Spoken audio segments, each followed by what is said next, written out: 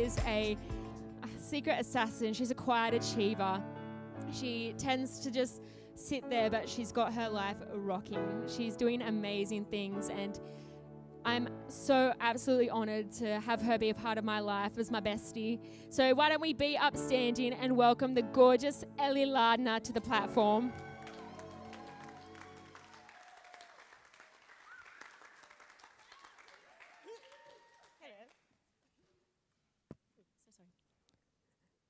We're both very do we hug? I know. We're besties, but do we hug? So this is Ellie, for those of you who don't know. She's been a working gal for some time now. She's used to have to work, every single weekend for how long? It's on. It's on. Yeah, I feel like I can't hear myself. Anyway, yes, I literally had to work every weekend for months. So that was challenging. So we've welcomed her back into our church. Yeah, pretty much. For those of you who don't know, Elle's been working really hard at her job for 4.5 years, and now you're one of the head staff there, which is awesome. What was the journey like to get to this position now, and where did you start? I'm not going to lie, it was hard. I got this job, for those who don't know, I work at a holiday resort here in Port. So when I got out of school, I got a job at doing housekeeping there. So I literally started from the bottom.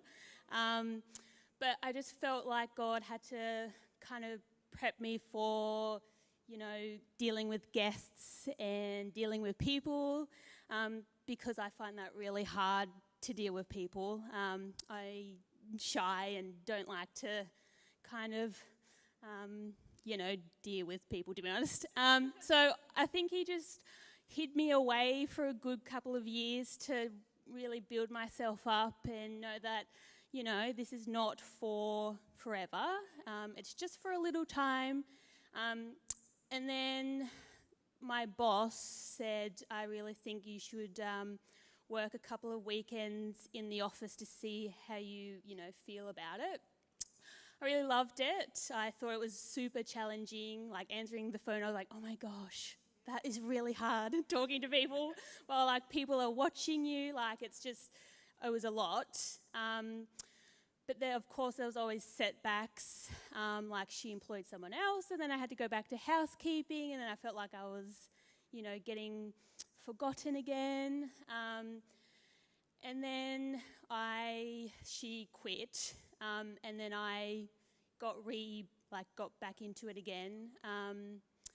And then she offered me Monday to Friday. So it all works out in the end. But I felt like it just took years. I felt like it just took so long, and then setback after setback, I was like, oh God, I am so over this. I'm so done. I just want to quit. I want to get something else. But I really felt like God was saying, no, I want you here for a reason. I'm here for a reason.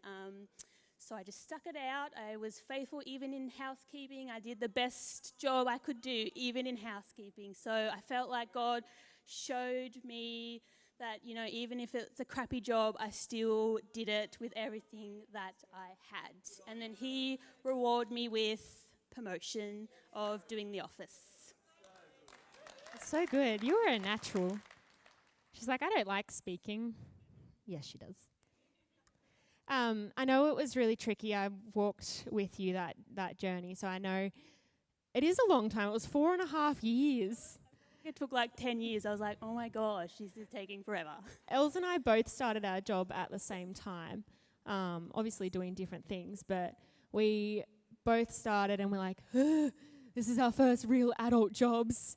Scary. And we were terrified, and to be in a position where we're both now killing it is awesome because we're kind of reaching that milestone together.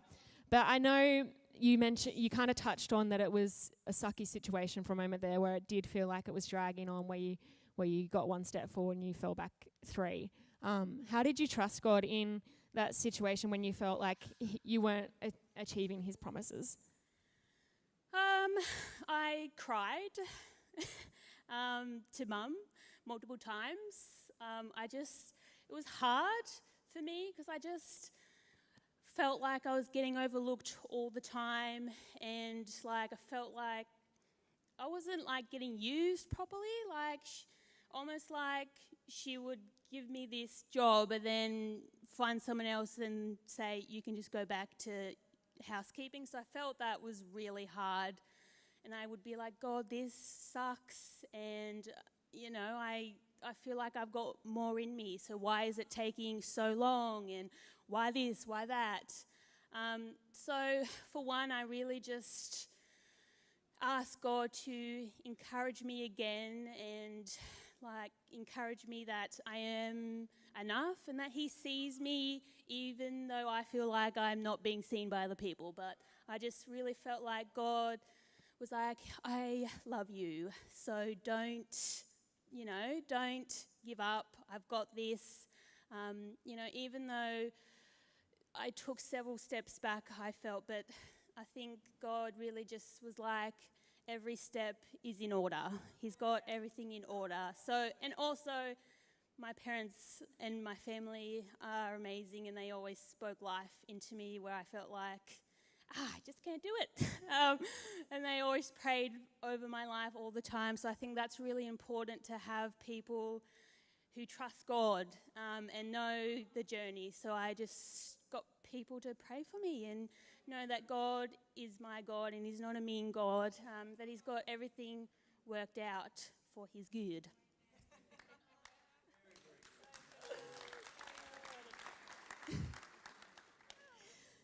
No, that is amazing. I completely agree. Like, it is so important to have a network, whether it be your family, whether it just be your church family. If you're here on your own, you can't do it alone. And exactly as we were saying, you kind of just have to let people help. So my favorite thing is to stop being a hero. Let someone help. What encouragement would you have for someone who's walking through that journey now that feels like they're not going to see his promise pass? They're feeling a little bit ripped off.